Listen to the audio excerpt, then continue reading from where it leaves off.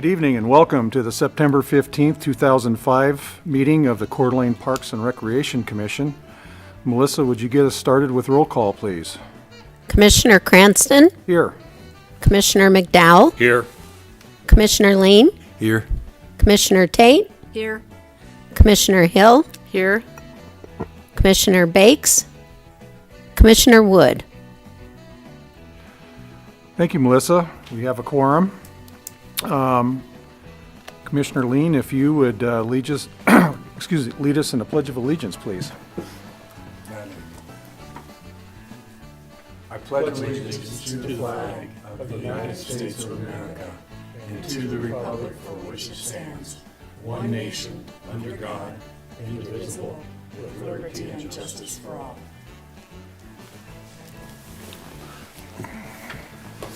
Okay, do any of the commissioners tonight have a conflict of interest with any items on the agenda? None here. Okay, there are none. That brings us to the approval of the April 14th, 2005 meeting minutes. If everybody's had an opportunity to review them, I would entertain a comment or a motion. I move to approve the minutes. Second. Been moved by Commissioner Tate and seconded by Commissioner McDowell to approve the April 14th, 2025 meeting minutes. All in favor? Aye. Any opposed? Meeting minutes are approved unanimously. Okay, we come to staff comments. Bill, do we have a report? Yes, I'm going to let Adam start off, and then I'll follow up with what was going on in the parks. Well, so since it's been since April, we got a lot to kind of just do a quick recap.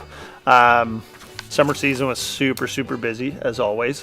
One of the things that we've been trying to, and I think we've addressed previously, is trying to jump revenue and participation. So we brought on a bunch of camps, co-sponsored camps. So we did some new soccer camps, partnered with NIC on those. We did our youth golf camp. Some youth pickleball camps, adult pickleball camps, and these are really good because they bring in good revenue for us, but no real staff outlay. So we just do the registration. We do a 70-30 split on revenue, so we collect 30% for the administration costs and stuff, and then it's a fundraiser for these groups. So those camps are super good. It's been a way to boost numbers and revenue. Now as we're into the fall season, soccer always super big. So we took about 600 kids. Did just have a fee bump also, so revenue for that's going to be really good. Had a pretty good turnout with volunteer coaches as well, so didn't have to put a ton of extra effort into searching for those because that's always kind of a difficult thing. And then we've got a couple of things kind of coming down the road here. So an MOU with NIC in regards to their softball team for the use of Memorial Field. It's always been kind of a handshake agreement, if you will, going back, what, Bill, I'd say 30 years. Never had a written down MOU. They're wanting to do some improvements to that facility in the way of a synthetic turf field. So working through an MOU of what that would look like. They're going to foot the bill for all those costs for the turf and some other amenities that they're hoping to add.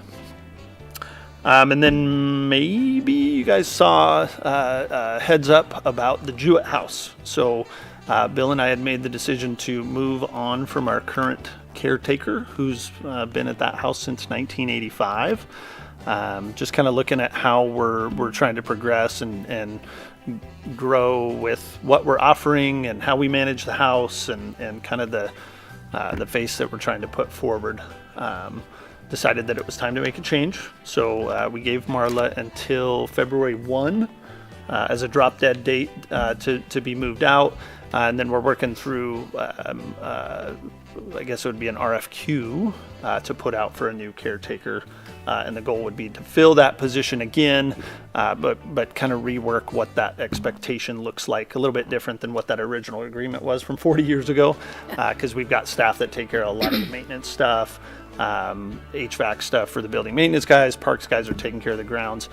So really looking for that person that's going to fit that little niche of being the face of positivity and all of that for our wedding clients and our senior groups and all of that. So Great.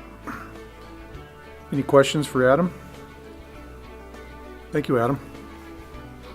So I've got a few things to update you on. Just to follow up on the MOU, Adam is trying to get that thing with NIC completed.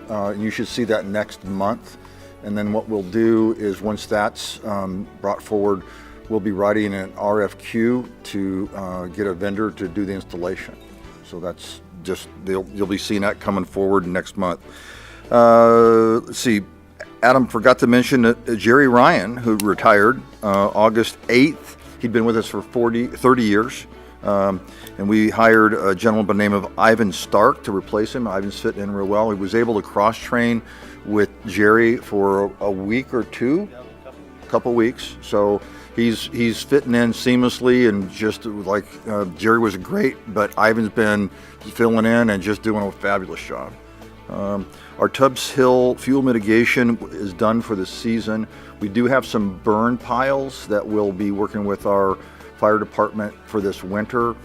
Additionally, we have some leftover funds, so Nick is going to try and use some of those funds that we weren't able to use up for next season. So you'll have some updates on those as we move forward next year.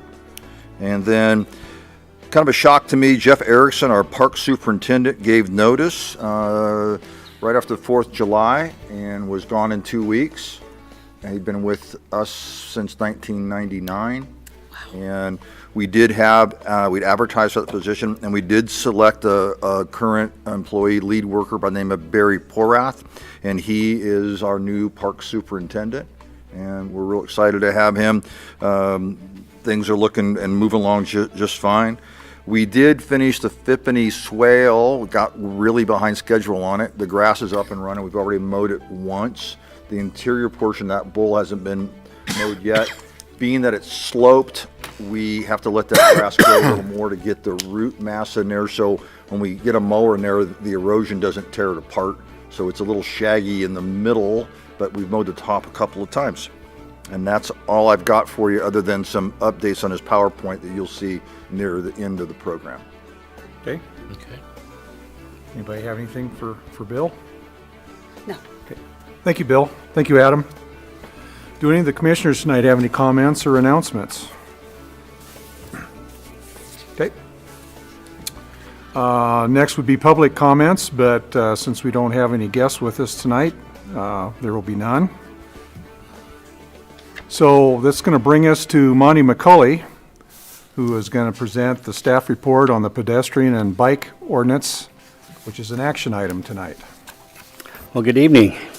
So before I get to the staff report, I just wanted to say what brought this on is for the past couple years, we've been getting phone calls, emails, people have been coming to city council meetings, ped bike meetings, texting us, social media posts. It's all concerning e-bikes and e-motorcycles and electric vehicles on the trails and the speed at which they go and what are we doing about it. And so we've been doing a lot of work, finding out what other cities are doing, what the best way is to handle it, doing some outreach, talking with different groups. And we went back with the legal department and really researched our ordinances and found out that they were kind of scattered all over the place, and the state had already ruled on e-bikes. And so we're just trying to gather all of our ordinances in one spot, clean them up, do some better definitions of them. And so that's how this all came about. But I'll go ahead and read the staff report to you.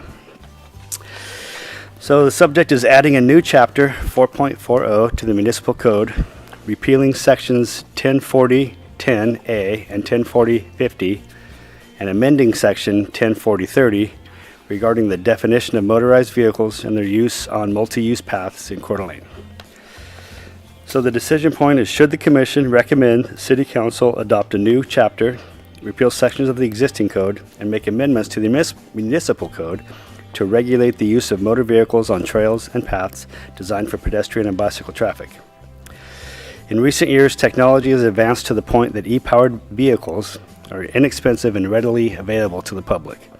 The electric bicycle has given many people the ability to get outside and exercise where they could not before.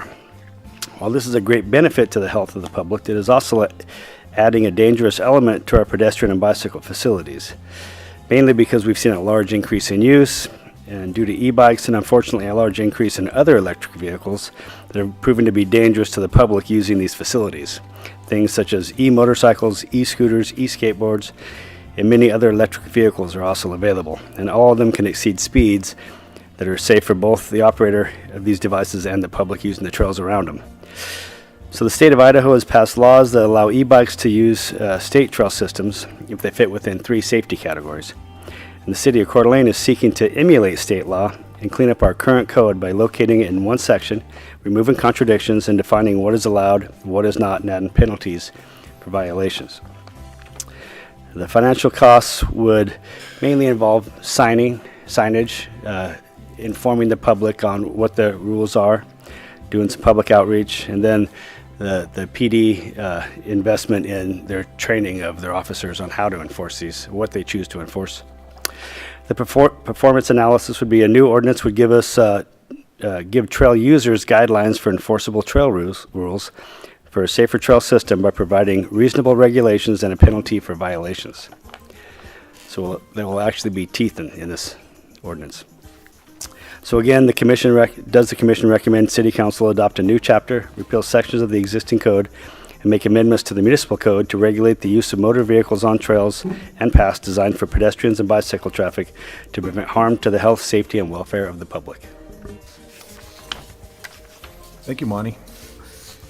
Has everybody had an opportunity to review the draft ordinance, and is there any comments or questions?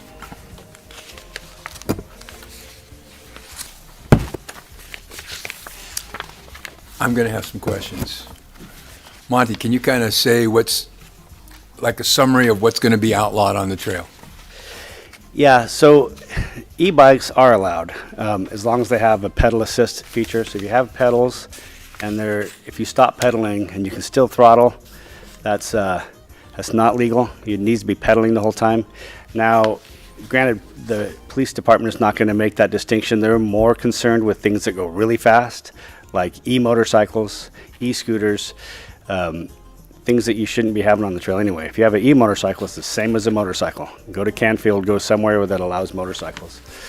The police department has other rules regarding what's allowed in bike lanes and what isn't, but those are separate. Those are part of the streetscape, not our trails and park system.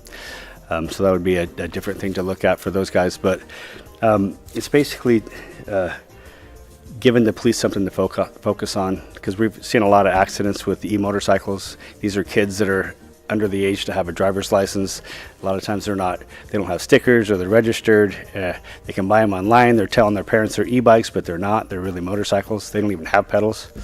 And some of these companies will sell pedals, fake pedals to put on to try to fool people. Oh my goodness. And they can go like 45, 50 miles an hour, and they'll take off down the trail in packs. They'll Seen it. create jumps and get debris all over the trail and run into people. So people have been really asking us to do something about it. And so we're putting signs up to tell people that e-motorcycles are not allowed.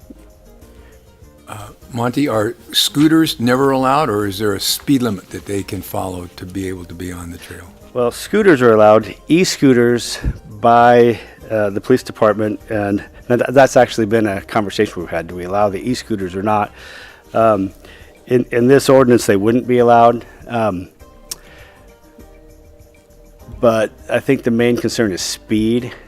So if you're on the trail and going under 15 miles an hour, you're probably not going to get messed with. Can't even really tell if it's an e-scooter or not if you're going slow. When you're going fast, it's pretty obvious. So e-scooter, are they allowed on the street? No, they're not. Not in bike lanes. There's not really a place for them. I guess I'd have to look at the police department ordinance, but I believe they actually define that they're not allowed on sidewalks now either. But I'm not sure about that. So does that mean e-scooters are outlawed everywhere? Your driveway? I'd have to check that. Not on your own personal property, but yeah, maybe a parking lot. But I know a lot of kids use those to get back and forth to school. Yeah, I've seen it. Jenny? Are you able to state what the 3 safety categories are? Yes, so they're categories 1, 2, and 3. So, and I might get these messed up a little bit as far as which one is which. But 1 is pedal assist that allows that it will go up to 20 miles an hour. Yeah, but our speed limit was 15, but it's a pedal assist feature. Then the second one, I think, is a throttle that isn't pedal assist, but it's limited at 20 miles an hour. So you can pedal or you don't have to pedal, and you're still not going more than 20. And then the third category goes up to 28 miles an hour, but it's pedal assist only. But regardless of all that, is the speed limit is 15. So if you have a car that goes 120, you're still not doing it on the freeway, right? So the idea is keep it under 15 miles an hour, and you're not going to be messed with. I know I have been on the trail systems, and I've seen a lot of challenges with the kids riding the skateboards that are driving themselves. That there have been a lot of near misses. We had any complaints from the citizens on that? Yes, not skateboards in particular, but there's like these one-wheeled boards. I don't know the name of them. That we've seen a lot of those, and they go fast, really fast. And I don't know if they're any more dangerous than anything else, but they sure look more dangerous. They do? Yeah. I think most of this really trying to get control because there's so many different things. There's the hoverboard, there's a singular wheel that you just seem to stand on like an axle almost. I think the real key for us is what we're hearing from a lot of folks is the speed, because they're doing 40 miles an hour, not doing 15. And we've got some posted signs that we'll buy some more and put those up, but we're trying to make an effort to get control of this some. And I'm certain there will probably be some modification. I wouldn't say certain, but I wouldn't surprise me if there's some modification at council level, given your question about scooters, for example. So we've got a lot to comb through, but this is our first opportunity to try and address it. I've seen a lot of near misses out this summer, so I'm glad to see we're addressing it. And there's discussion about allowing the e-scooters. I don't think the police like that idea, but they're also not right now out there to write tickets. Their main push right now is to educate, so they'll stop these kids and talk to them when they can, to try to tell them, hey, take it easy. Jim? Have the police had a chance to comment on this ordinance? Yes, they have, but haven't talked to them since we had it all written out by our legal department, but we've had a lot of discussions with them through Ped Bike, and they've actually brought us a lot of the information that we didn't know as far as what they were enforcing and what they weren't, and who they're talking to, and the problems they're having with e-motorcycles and e-scooters, and the things they've seen and what they're trying to accomplish and how they're trying to educate the public. So Commissioner, to answer your question, the PD have been involved in the creation of this, so they're fully aware of it, and they've had their hands all over it. I have two questions. One is modifications on the trail, and the other would be enforcement. So the modification on the trails, is there such a thing as, those portable bumps that can slow things down a bit? That's one thing. So we're not crazy about speed bumps. Yeah. It's difficult to plow, and we plow the trails. So our first effort, again, is education to try and get people to slow down. Mm-hmm. And I'd be worried that we'd hurt somebody, that they wouldn't see it and they'd hit it and wreck. And Sure. That's a valid point too, yeah. Yeah. And then enforcement, I think we've talked about before, and maybe, I'm not sure how that is going to look. Well, my thinking is, talking to Dave, it's going to be more about education and maybe more like checkpoints. I don't really think they're going to have a patrol car going up and down Prairie Trail, or, they do have some ATVs. There's some discussion about them acquiring some more e-bikes. So those are the sorts of things that you might see on patrol. But they may put up some checkpoints next year and some busy areas, just again to stop people, educate them a little bit, and give them some guidance. And they've made it clear that they're not going to chase anybody down the trail, just the danger of it. Like if they're in a car or trying to chase a motorcycle down a trail, they could hit all kinds of pedestrians. And so it's more like he was saying, checkpoints, but it's also if there's an accident for legal reasons, they can write a ticket after the fact, putting some teeth into it, just having it as a rule, they can explain to people that sit there and say, hey, I can ride this motorcycle on the trail, there's nothing You know, there's nothing that says I can't. Now there will be. I was curious if any of the bike shops and other places that sell these fun things have been involved at all, as well as when they're selling their products, et cetera. We've talked to a few of them, and most of them that rent do have rules that they explain to people. So it's not really the people renting the bikes that are the problem. It's the people that have gone to Costco and bought an $800 gas-powered motorcycle that it's not even an e-motorcycle. They're just going down to the store and buying them because they're so cheap now, and then just driving them all over the place, down the streets, on the trails. And you can get a ticket for riding a motorcycle on the streets if it's not street legal. And you can get a ticket up at Canfield for riding a motorcycle if it doesn't have an exempt sticker on it. I just found this out last night because my son got a ticket. So you have to have that exempt sticker. Even if you're taking your bike up to the Canfield on a trailer, you can't ride it without that. I have been on other trail systems in other states where they actually do have like a real narrow car, not necessarily an ATV, but a car that does right up and down the trail. And you see them, oh gosh, if you're out for an hour and a half, you usually see them once or twice monitoring the same issues.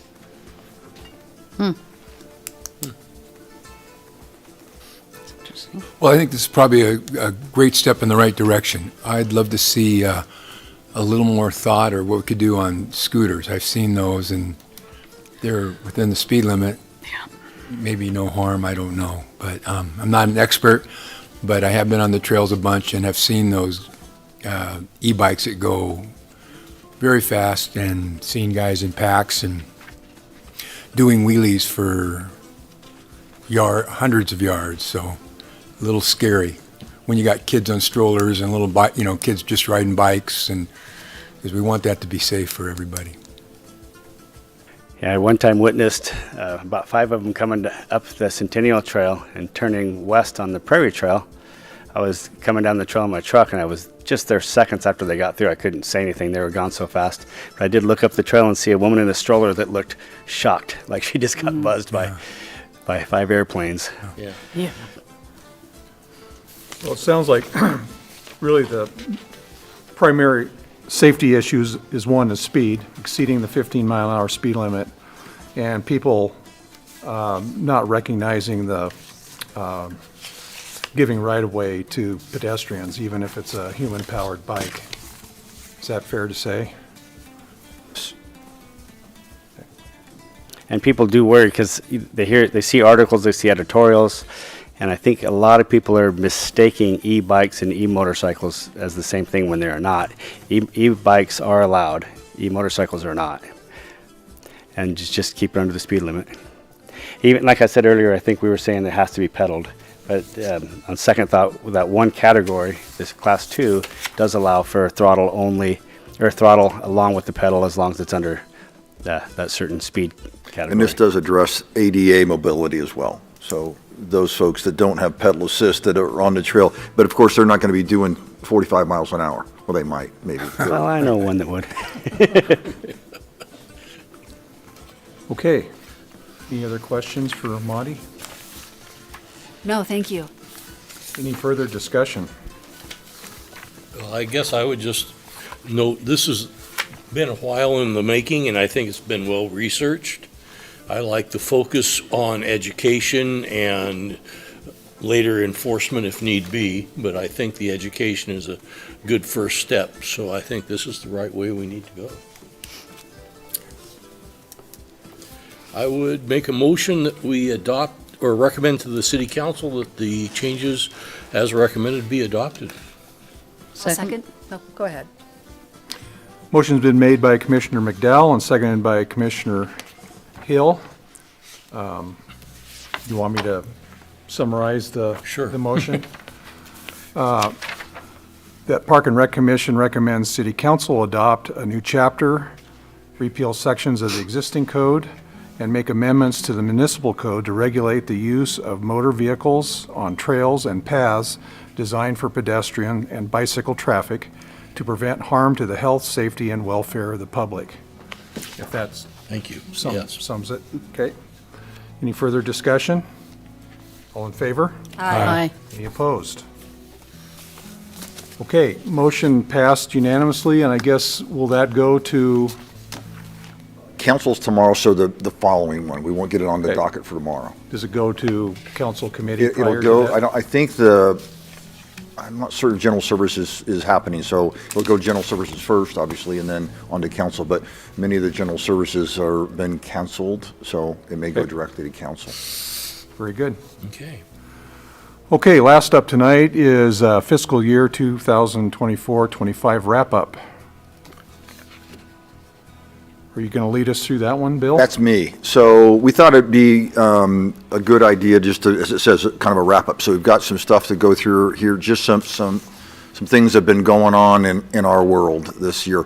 Before I begin, though, it occurred to me in my comments for staff, I forgot to tell you that we, this year, we're having a lot of vandalism at our northern parks, Atlas, Bluegrass, and so we ended up, it was always happening in the evenings after we left and before it got locked up at 8:30 or 9 o'clock at night. So our decision, and it's helped, was to lock them at the end of our workday, which is 4 o'clock.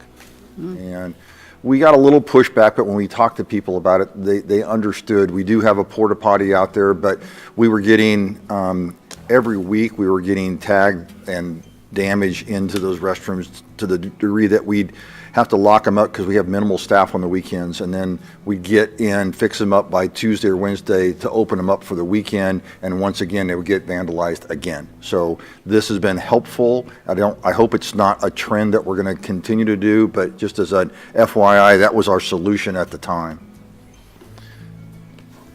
Scott.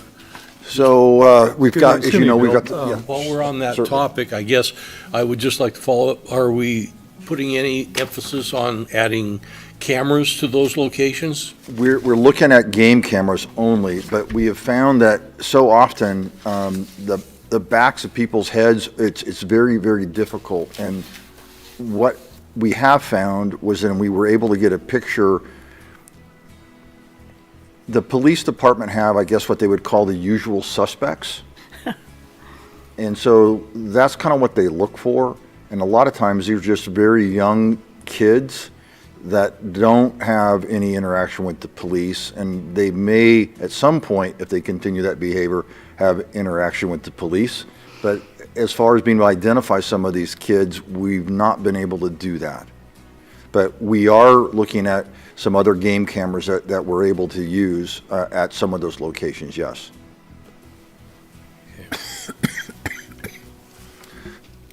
So we've got different divisions, and so we wanted to touch upon, I don't know if I think Adam Kritko is our building superintendent, has been here before, and you've met him. He's an excellent hand. He has saved us a lot of money with his team and their expertise doing a lot of the actual hands-on work rather than using contractors. He and his guys are HVAC certified, and so they've been able to do a lot more than folks in the past have done. So that they actually are handling all the remodels that we do, whether it's PD or as when we did City Hall, Howard was doing that before. So they have more than just the regular maintenance part. And then we're going to demo the old museum. All the utilities have been already disconnected. So water, gas, electric, and sewer have all been disconnected on that old building. We're planning to demo that. I think the target is March. And then we added some structural support to the Human Rights Building. We took some of the load off of the roof by adding some large beams along that westerly side. That to take the weight off of that wall is a little, it's got a little bit of bend in it. And so he and his team did all that work. And then he did all this work at the fire stations for these HVAC and McEwen Pavilion. As I said, they've saved us a ton of money. Cemeteries, you can see there we've had opening and closings of $41,000. And then these are the lots totaling 132,000. The niche that we put in that, what we were calling the, what was the name we were using for that, Mel? I've forgotten. A millstone niche. We budgeted this year in the cemetery budget for another one because it bookends. So Dale Young, who was the artist that did it, had another millstone. So when we first were installing that one, I looked at him and said, do you have another one? I'd like to get another one to match it. So the price point on that's a little higher. I don't know the sales, they're moving along, but not at a record pace, but we'll get them filled up. And then the 2 yards, Forest and Riverview both add up to 35 acres of property and that, Mel, does that include all the work that they do along the Government Way Islands? That 35 acres? I don't think so. Yeah. Yeah. Yeah, so that's just the yards. They also maintain the Government Way Islands. So that doesn't add up to a lot of acreage, but there's a lot of islands and it's a lot of work to keep it up, and they've done a fabulous job. So monitoring events. I tease occasionally about one of our best years was COVID years when we actually shut the parks down. We got some stuff done because we didn't have 300 man hours wrapped up in monitoring events. So that's, and then so these are annual events, 102 annual events that are reoccurring. Folks get, I think, a little frustrated with me when they want to come and have a new event, and I say we have enough events, and that number is real solid. And it not only do parks need an opportunity to rest, our folks do too. I mean, they put in a 40-hour work week. For example, the McEwen concerts. Guy starts work at 7:30, clocks out at 4, and then signs up to monitor for the event. They're lucky to get home sometime after midnight and then get up and go to work the next day to be at work at 7:30. Quite often, we lose them the next day and they come in a little late, so they're a little spent. So that really has a toll. Facility fees, that covers our monitoring and the facility use itself. So to rent a pavilion or a stage, something like that, that's what that number is. And then reservations, 600 of them for nearly 125,000 people. Wow. And then we installed the irrigation system at PD.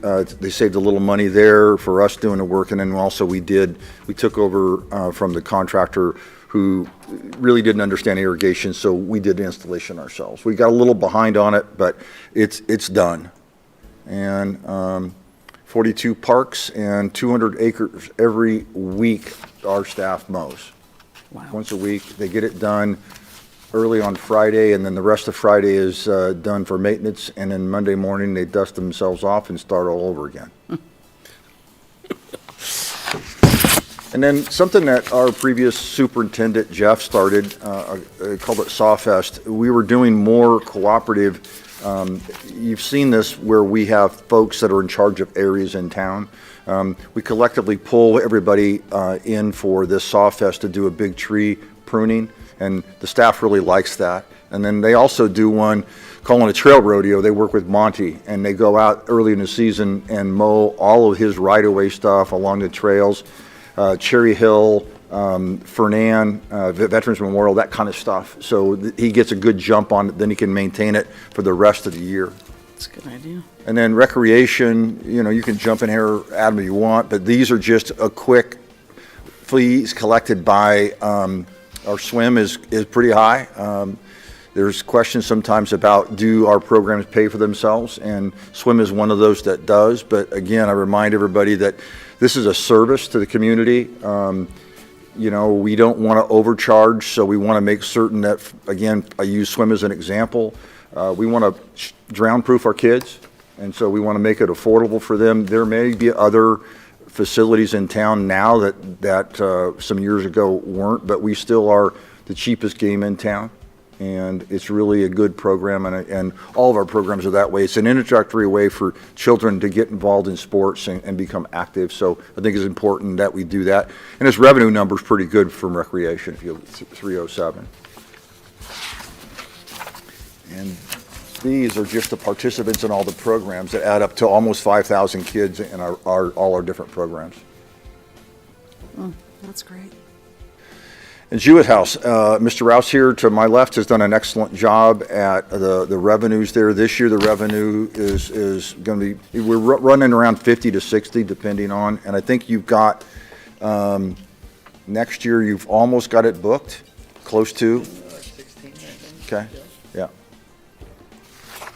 So over 2,000 people utilizing the grounds. It's a good use. And in fact, we had Jerry Ryan's little shindig for his retirement there. And I'll tell you, if you ever get a chance to eat Robert Cooper's brisket, it's something special. And he made his own barbecue sauce that I thought I was just drinking it straight shots, 'cause it was really good. If I may ask a question here, what are some of the senior activities still using the Jewett House? They are, and you can speak to that, Adam. So we still have some of those, like bridge, mahjong. We've got a yoga group, writers groups that'll meet, I think every other Tuesday. Some of those have kind of maybe fallen off a little bit, and that's one of the things that kind of played into our decision with going forward with choosing a new caretaker, because promoting and programming some of those senior activities is supposed to fall on that person, and we didn't feel like we were really getting that. It was more, let's say, maybe a feeling of it was their home and not so much like the public facility that it needed to be open and hopefully busy all the time, which I get when you've lived somewhere for 40 years. But so that's what we're kind of looking for with this new position, is somebody that'll promote more of the senior activities, maybe working with some of the assisted living places to get them down there, even if it's just for a beach day or a, lawn games Sit on the yard. porch and have a cup of Yeah. coffee or tea, Yeah. just to come down and just view the lake and just have them as an outing to come there. It's a good idea. That's always been the first priority, is having it available for seniors use. Absolutely, still is. Yeah.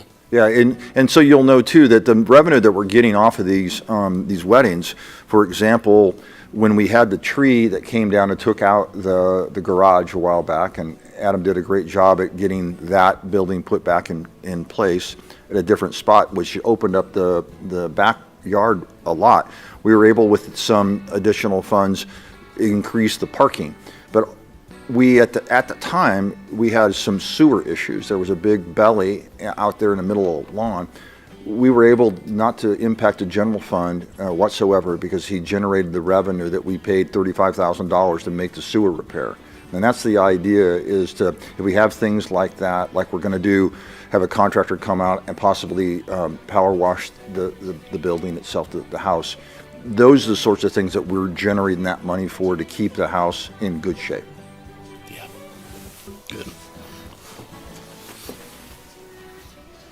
And I think that's it. Wrapped it up with Jewett House. Well, that's great. Thank you, Bill. Thank you. Any Busy comments or place. questions for Bill? Yeah. You guys did a good job keeping up with all that this year. That's a lot of activity. We had a slow start this year. We finally hit on all cylinders, but we were a little slow on getting some of our seasonals positions filled.